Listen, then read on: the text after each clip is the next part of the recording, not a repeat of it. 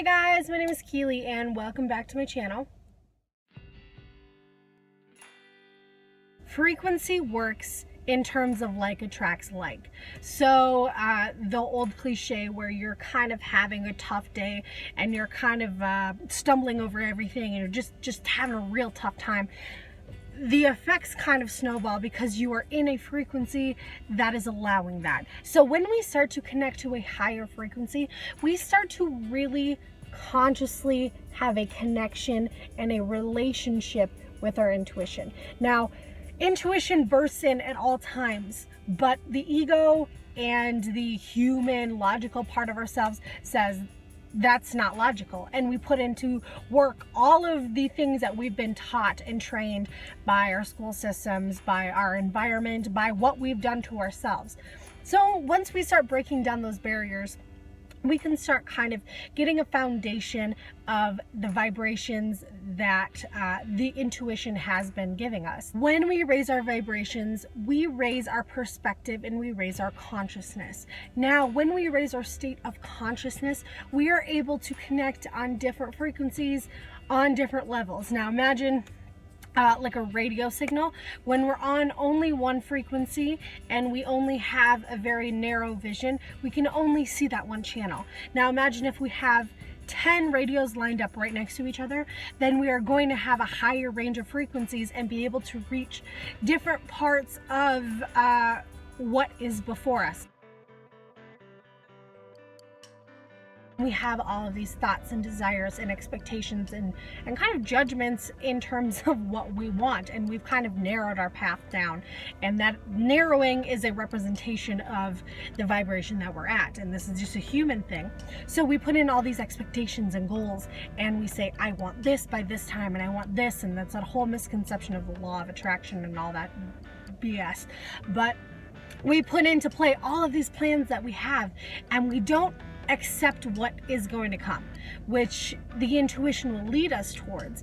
But intuitive people accept the idea that, you know what, I have this general idea, but whatever happens, happens. The mindset of routines is kind of a 3D mindset, kind of a third density, kind of dulled down concept. So we all get into routines, mind you. So they kind of force new things to happen. So whether it's going home from work and they always take a normal route, and then they consciously realize I am in a pattern state where I'm creating a routine in terms of energy. So they will go off and they will cut out and go a different route, or they will buy a new brand of something, or just little things kind of welcomes in the energy of I am ready for something new, I am ready for different, I am ready for a broader mindset than the one that I have brought forth.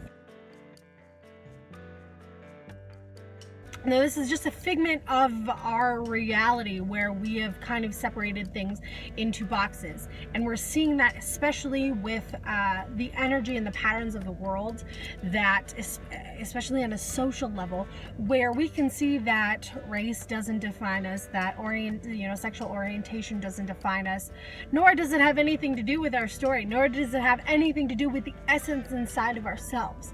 We can use these things as tools of perspective, but on a core level, all of us know this, but on a core level, intuitive people know without a doubt that these things do not have any barriers in which that we thought that they once did. We can go to any breath class, we can go to any meditation class or yoga class and learn how to or work on the idea of breath in the moment.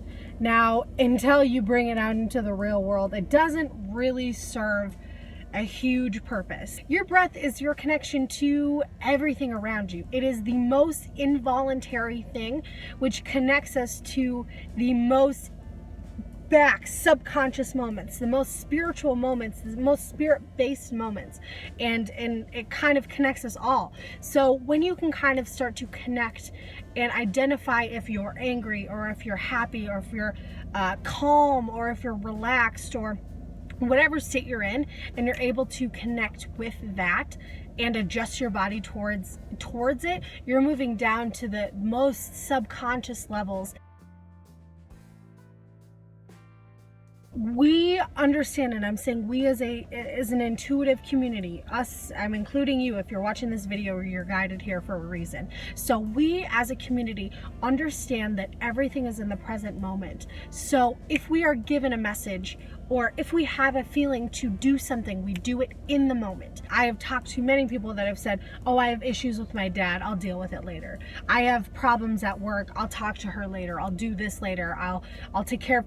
And now you're understanding that you're putting not only a present or a future idea into your mind, but you are delaying progress in spiritual evolution because you're putting your fears in the way. Now, intuitive people, on the other hand, understand that if you have a problem that gets brought up in your mind, or if you have a worry or concern, to be strong enough to confront it right in the moment, because there is no time to say tomorrow or later. It doesn't make sense. If the fear comes up, then you're conscious of it. If it's an ache in your body, or if it's a situation at work, a physical situation, or a mental construct, or a judgment, or whatever it is, we all understand that we need to deal with it in that moment, because otherwise we are delaying our progress and denying the progress of our own spiritual evolution. The idea is not that we are getting to such a high state that we have removed all emotions from our being. We're humans, you guys. We have emotions. The reason that we have emotions, wherever they are and whatever they are, is because they help us monitor what the issues are and where the judgments are coming from. That's the whole point of being human, is to be able to see physically where our misalignments are at. So to be really, really in touch with your intuitive self, you have to be willing and open and honest and trusting that you have emotions, and that maybe those emotions are kind of unexpected sometimes, whether it's in meditation or walking down the street. And we have to be open enough with ourselves and strong enough in our yin yang and female male energy, where we can say, all right, I have emotions. That represents that I have some kind of spiritual growth to do. Let's take care of this.